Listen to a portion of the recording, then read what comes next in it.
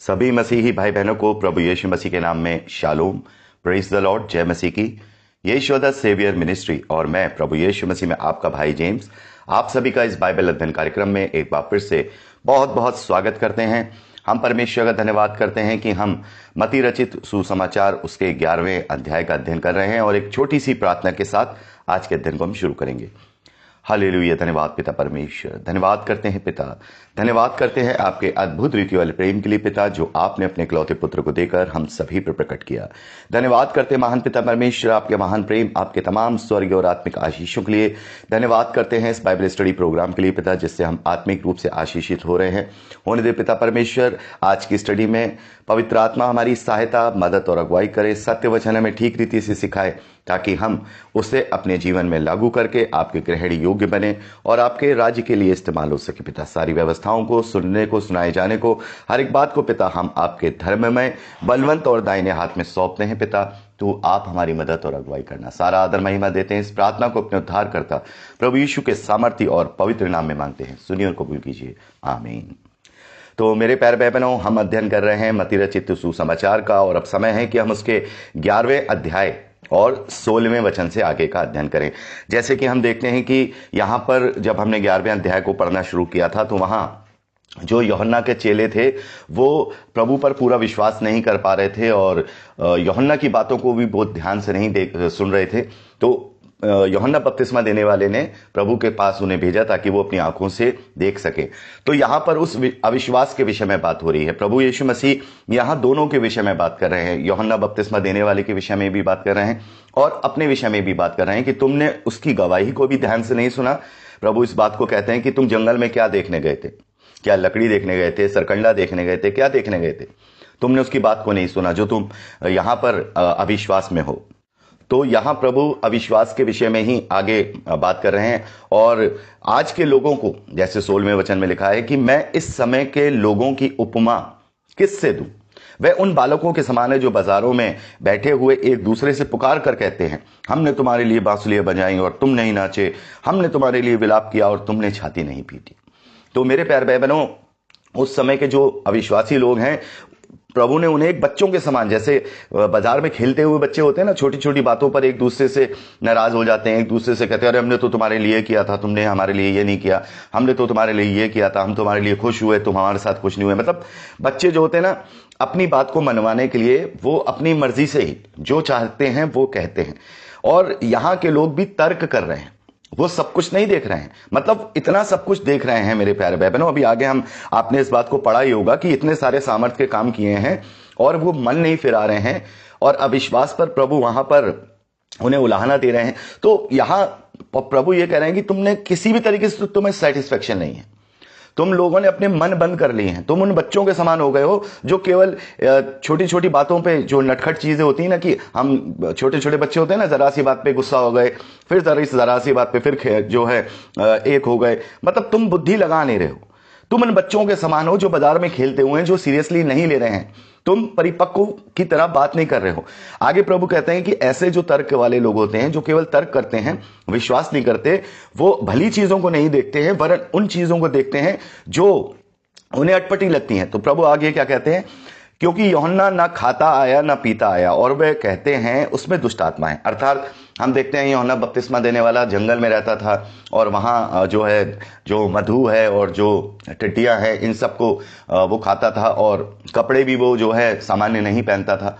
तो वो लोगों के पास उठता बैठता नहीं था, बिल्कुल एक नजीर वाला, एक अलग थलग वाला वो जीवन जीता था जंगल में अपना। तो लोग क्या कहते थे? लोगों को इसमें सेटिस्फेक्शन नहीं था, उसकी आवाज नहीं सुननी, उसका सुसमाचार नहीं सुनना, उसकी बात नहीं सुननी, केवल उसके अंदर अरे इसमें तो दुष्ट आत्मा है इसलिए जंगल में रहता है। मतलब लोग जो अविश्वासी होते हैं ना, वो तर्कवादी, वो बच्चों जैसे, वो बुद्धि नहीं दिखाते कि ये चीज जो हो रही है वो करें। प्रभु कहते हैं कि जब पुत्र खाता पीता आया तो उसे देखकर कोई, ये लोग कहते हैं कि पेटू है, पियक्कड़ है, पियक्कड़ मनुष्य, महसूल लेने वाले और पापियों का मित्र। तो यहां पर हम क्या देखते हैं कि प्रभु के ऊपर ये कहते हैं कि भाई ये तो सबसे मिलता है, पापियों के साथ उठता बैठता है, पापियों के साथ खाता पीता है। तो उसको जो है इस तरीके से कह दिया कि इसे खाने पीने का शौक है इसलिए लोगों के साथ बैठता है। तो ऐसे लोग कभी भी विश्वास नहीं करेंगे, वो अच्छे कामों को नहीं देखेंगे, वो केवल उन्हीं कामों को देखेंगे जो उनके अंदर कमियां हैं। प्रभु यहां पर कहते हैं कि पर ज्ञान अपने कामों से सच्चा ठहराया गया है।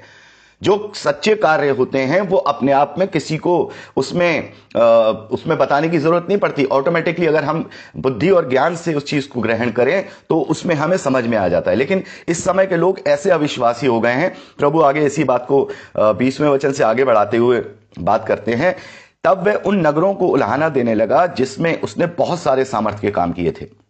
हम देखते हैं प्रभु ने जो है गलील से ही कार्य शुरू किया, अपने सेवा का कार्य कफरनहूम की झील के पास से। और वहां दो शहर हैं, एक का नाम है खुराजीन और एक का नाम है बैतसदा। ये गलील के ही कफरनहूम के पास ही दो शहर हैं। और प्रभु ने सबसे ज्यादा, हम चौथे अध्याय में भी देखते हैं, सबसे ज्यादा यहीं पर प्रभु ने क्या किया, लोगों के बीच में कार्य किया, लोगों को चंगा किया, उन्हें उपदेश दिए, उन्हें अपनी बातें सिखाई।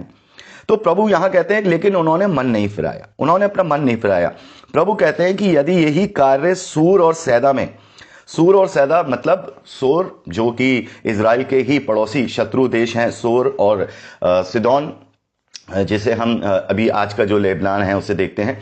तो प्रभु कहते हैं यदि उनमें ये सब किया जाता तो वो लोग इतने बातें देख करके वो प्रायश्चित करने लगते, टाट ओढ़कर प्रायश्चित्राक में बैठकर वो अपना मन फिरा लेते। लेकिन मैं तुमसे कहता हूं कि जब न्याय होगा उस दिन जो सूर और सैदा, जो जिन्होंने अभी तक मेरे वचन नहीं सुने हैं, उनकी दशा अधिक सहने योग्य ही तुम्हारे बदले में। मतलब वो सहज होंगे, तुमसे ज्यादा उनके ऊपर कम दंड होगा, तुम पर ज्यादा होगा, क्योंकि तुम्हें सुसमाचार सुनाया गया, तुम्हें वो चिन्ह दिखाए गए, तुम्हें वो सब सामर्थ्य के कार्य दिखाए गए और तुमने अविश्वास किया। प्रभु यहां कफरनहूम के विषय में भी बात कर रहे हैं, क्या तू स्वर्ग तक ऊंचा किया जाएगा, तू तो अधलोक तक नीचा किया जाएगा। मतलब कफरनहूम के लोगों ने भी क्या किया, केवल प्रभु से यही उपेक्षा रखी कि वो हमें चंगा कर देता है या वो हमें ये चीज कर देता है, लेकिन उन्होंने अपने मन को नहीं फिराया। वो देख रहे हैं, इतने बड़े बड़े काम देख रहे हैं। आज भी मेरे प्यारे बहनों बड़े बड़े काम और लोग देखते हैं, लेकिन वो अपना मन दुनियावी चीजों से नहीं फिराते हैं। वो प्रभु के पास आते भी इसीलिए हैं कि उन्हें दुनियावी चीजें जाएं। मेरे प्यारे भाई बहनों, यहां प्रभु कह रहे हैं कि तू हे कफरनहूम, तू क्या स्वर्ग तक ऊंचा किया जाएगा? नहीं, तू तो अधलोक तक नीचा किया जाएगा। जो सामर्थ के काम तुझ में किए गए हैं, यदि सदोम, उत्पत्ति की पुस्तक में हम पढ़ते हैं ये दो शहर हैं सदोम और अमोरा, यहां पर परमेश्वर के विरोध में बहुत कार्य होता था और परमेश्वर ने वहां स्वर्ग से आग बरसाकर वो दोनों शहर नष्ट कर दिए थे। इसे आप 19वें अध्याय उत्पत्ति की पुस्तक में पढ़ सकते हैं। तो वो इतना भयानक पाप था उनका, सदोम वालों का, कि परमेश्वर ने यही न्याय से पहले ही उन्हें नष्ट कर दिया। तो प्रभु कह रहे हैं मैं तुमसे कहता हूं कि न्याय के दिन तेरी दशा कफरनहूम सदोम की दशा अधिक सहने योग्य होगी। अर्थात सदोम के लोग कम दंड पाएंगे, तुम इनसे भी ज्यादा दंड के भागी हो। तो प्रभु यहां पर पूरी बात हम देखते हैं 11वें अध्याय से लेकर के 11वें अध्याय पहले वचन से लेकर 24वें वचन तक यही बात कहते हैं कि तुम विश्वास करो, तुम सुनो, जो भविष्यवक्ता तुम्हें दिए गए हैं उनकी सुनो, जो स्वयं अब मैं तुम्हारे बीच में आया हूं उन गवाहियों को सुनो जो भविष्यवक्ताओं ने की थी, पढ़ो, मैं उन्हें पूरा करने आया हूं। देखो मैंने वो सारी भविष्यवाणियां पूरी कर दी, मैं वही मसीहा हूं, वही मैं मनुष्य का पुत्र हूं जिसकी भविष्यवाणियां की गई थी। और इतने सारे चमत्कार, इतने सारे सामर्थ्य के काम देखने के बाद भी तुम विश्वास नहीं करते हो। तो मेरे प्यारे भाई बहनों, ये विश्वास नहीं करना ही तर्क, जो मनुष्य का एक सबसे बड़ा दुश्मन होता है ना, परमेश्वर से जो दूरी कराने का कारण होता है, वो होता है मानवीय तर्क। और वो भली चीजों को कम और बुरी या उसके अंदर जो निगेटिव बातें उन्हें समझ में आती हैं उसके विषय में ज्यादा बात करते हैं। तो प्रभु ने कह दिया है कि जो लोग अविश्वासी हैं, जो लोग सब कुछ जानने के बाद भी अविश्वास करेंगे या इनकार करेंगे, तो उनकी दशा उनसे ज्यादा भयानक होगी जिन्होंने सुसमाचार नहीं सुना है।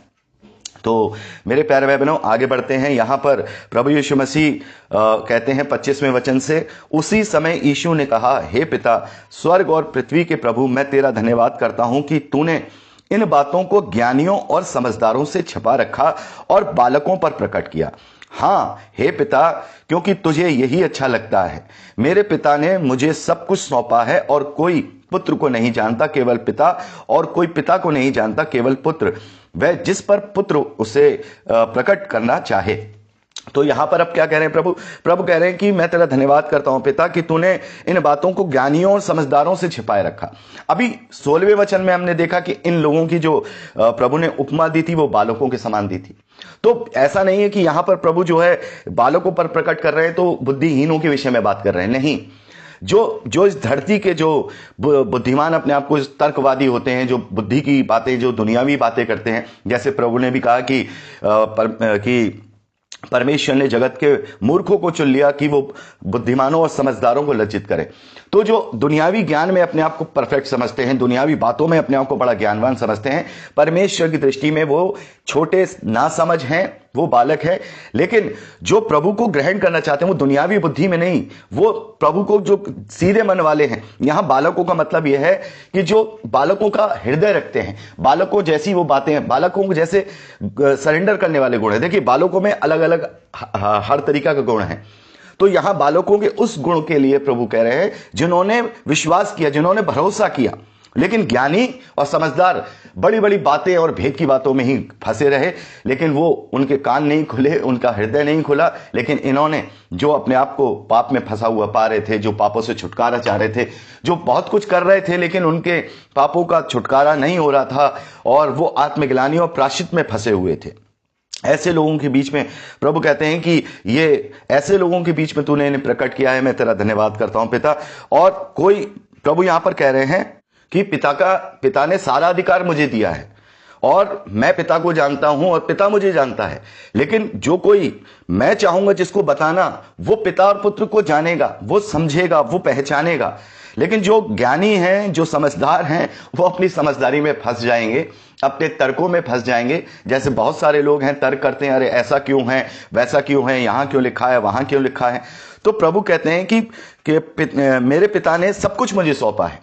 और हम इसे पढ़ते हैं कि प्रभु यीशु मसीह को न्याय का अधिकार दिया गया, प्रभु यीशु मसीह को हर एक वो बात का अधिकार है जो परमेश्वर का है, क्योंकि प्रभु यीशु मसीह स्वयं एक परमेश्वर है। ठीक है, उसका जो व्यक्तित्व है वो त्रिएक परमेश्वर का एक व्यक्तित्व है। ठीक है, तो और उसका अस्तित्व परमेश्वरीय है। ठीक, तो यहां पर हम देखते हैं कि प्रभु इसी के विषय में बात कर रहे हैं कि जो अपने हृदयों को नम्र करेंगे, बिल्कुल बालकों के समान रखेंगे, अपने आप को दुनियावी बुद्धिमान नहीं बनेंगे, तर्कवादी नहीं होंगे, जो सही मायने में उन बातों को देखेंगे वो ही विश्वास करेंगे। और जो इस धरती की बातों में फंसे रहेंगे, तर्कवादी होंगे या फिर जो छोटी छोटी बातों में नेगेटिविटी ढूंढेंगे, वो कभी भी उन पर मैं अपने आप को प्रकट नहीं करूंगा, मतलब वो कभी भी मुझे नहीं समझ पाएंगे। ठीक है, अब बहुत ही इंपॉर्टेंट बात यहां पर 28वें वचन से प्रभु आह्वान करते हैं और इसे मैं विस्तार से अगली रिकॉर्डिंग में आप लोगों के बीच में करना चाहूंगा 28वें वचन से। ठीक है, तो अगली रिकॉर्डिंग में हम बात करेंगे। परमेश्वर हम सबको आशीष दे।